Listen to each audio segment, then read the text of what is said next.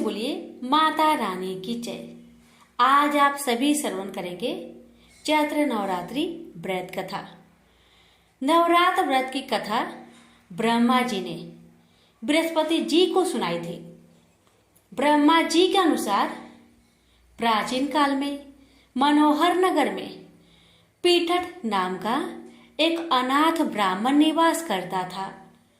वह माँ दुर्गा की काफी पूजा किया करता था। उसके घर सुमति नाम की कन्या का जन्म हुआ। पिता प्रतिदिन देवी दुर्गा का पूजा करते तो सुमति उपस्थित रहती। एक दिन सुमति खेलती रह गई और पूजा में नहीं आई। पिता को पुत्री की इस बात पर क्रोध आया और बोला, आज तूने भगवती का पूजन नहीं किया, इस कारण मैं किसी कुष्ठ रोगी या दरिद्र मनुष्य के साथ तेरा विवाह करूंगा। पिता के वचन सुन सुमति बोली, मैं आपकी कन्या हूँ तथा सब तरह आपके अधीन हूँ। जैसी आपकी इच्छा हो वैसा ही करो। राजा से, कुष्ठी से, दरिद्र से अथवा जिसके साथ चाहो मेरा विवाह कर दो, लेकिन होगा वही जो मेरे भाग्य में है। ब्राह्मण ने क्रोधित हो सुमति का विवाह एक कुष्ठी के साथ कर दिया और अत्यंत क्रोधित हो पुत्री से कहने लगा, हे पुत्री, अपने कर्म का फल भोगो। देखो भाग्य के भरोसे रहकर क्या करती हो।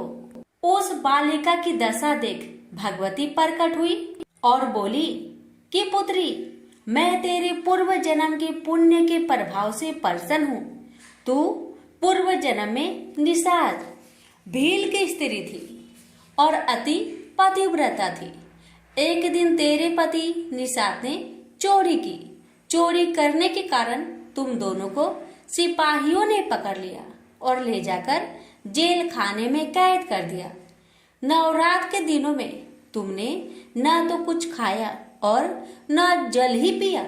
इस प्रकार 9 दिनों तक नवरात्र का व्रत हो गया।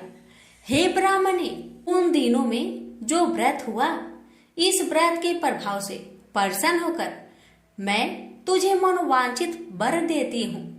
तुम्हारी जो इच्छा हो सो मांगो। उसने माँ से कहा कि हे माँ, मेरे पति का कोढ़ दूर करो।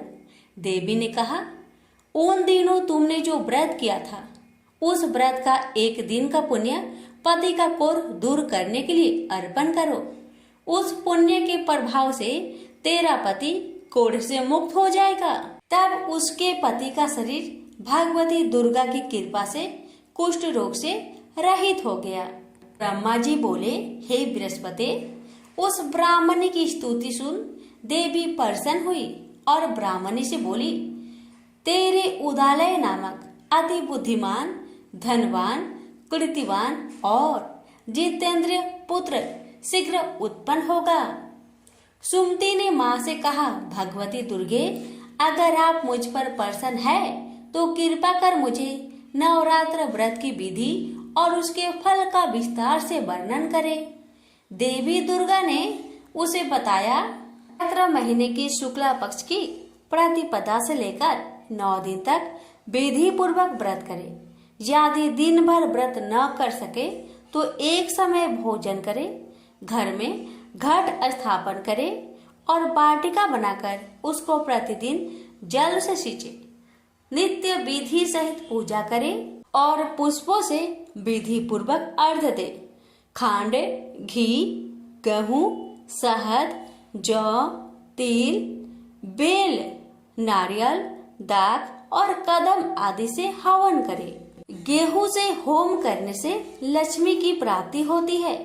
खीर एवं चंपा के पुष्पों से धन की और बेल पत्तों से तेज व सुख की प्राप्ति होती है।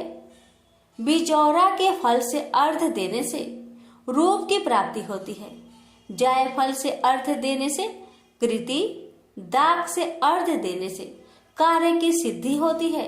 आंवले से अर्घ्य देने से सुख की प्राप्ति और केले से अर्घ्य देने से आभूषणों की प्राप्ति होती है। इस प्रकार पुष्पों व फलों से अर्घ्य देकर व्रत समाप्त होने पर 9वें दिन यथाविधि हवन करे। आंवले से कीर्ति की और केले से पुत्र की, कमल से राज सम्मान की और दाखों से संपदा की प्राप्ति होती है। इन 9 दिनों में जो कुछ दान आदि किया जाता है उसका करोड़ों गुना फल मिलता है। इस प्रकार ब्राह्मणी को व्रत की विधि और फल बताकर देवी माता अंतर्ध्यान हो गई।